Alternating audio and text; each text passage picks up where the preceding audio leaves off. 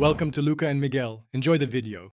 Plan your production space to separate raw ingredient handling from finished pasta to prevent cross-contamination.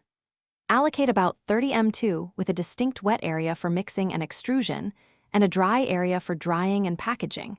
Include a 1 m high sanitary barrier and easy-to-clean surfaces. Equip the line with a 30 kg batch mixer, a continuous extruder capable of 50 kg per hour, and drying racks sized to hold 200 kg total product.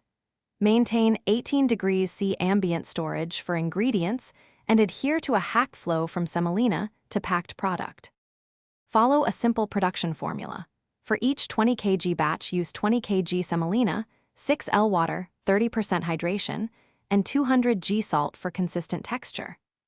Add water gradually into a 30 kg mixer and mix 6 to 8 minutes until homogeneous. Check dough temperature and keep it near 25 degrees C before extrusion. Feed dough into a continuous extruder set to about 35 degrees C. Choose dies such as 1, 8 mm for spaghetti or 2, 5 mm for fettuccine. After cutting to length, let shapes rest 10 to 20 minutes on trays to relax before drying. Control drying with a 2-stage schedule.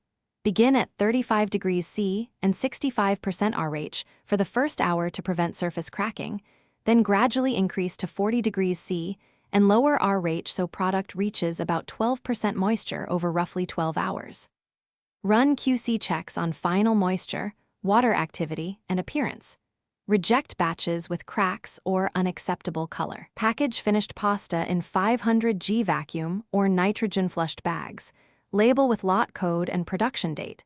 Store at 18 degrees C, use FIFO rotation, and expect up to 18 months. Thanks for watching and please subscribe. It's the best investment you'll ever make.